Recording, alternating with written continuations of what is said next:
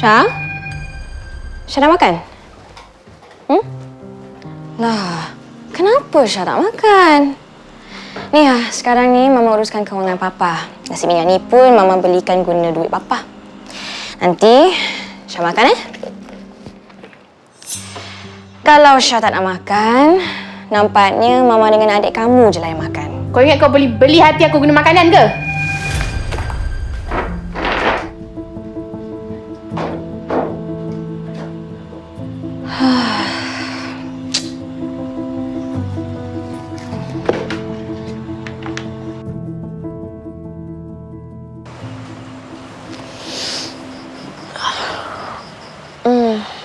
Macam mana budak tu? Lanjut lagi? Nak kena pujuk beria baru nak makan. Sayang. Alicia tu... Sorry, Tak apalah. Yang penting budak tu tak kelaparan. Sayang. Kad bank ni untuk awak. Awak tolong uruskan kewangan keluarga kita. Betul ke ni? Ya. Duit dalam akaun ni, awak tolong uruskan. Okey? Ni. Jeng, jeng, jeng.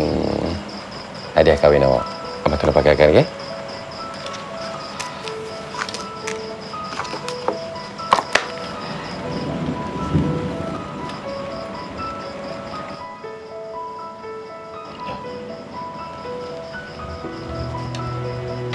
Ni, satu lagi. Cantiknya. Cantik lagi kalau awak yang pakai. Nasib sebab sampai tau. Gelang emerald ni. Abang beli kat TikTok Shop TOYM Fashion. Lab grown diamond abang beli dekat TikTok Live. Dapatlah harga murah sikit. Dia nampak mewah tapi harga berpatutan. And sayang, kalau saya nak beli benda-benda barang kemas ni, beli kat situ je. Okey? Terima kasih. Tapi awak tak perlu kot nak beli benda mahal ni.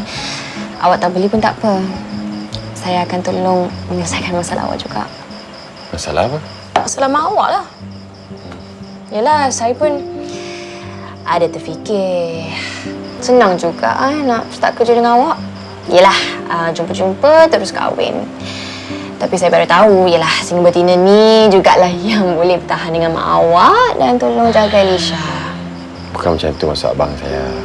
Tak apalah, bang. Saya sedar diri saya ni. Cukuplah abang bertanggungjawab untuk menjaga saya dengan akil. Tapi apapun, saya akan tetap support abang. Okeylah, saya ngantuk lah. Nak tidur. Penat. Sian.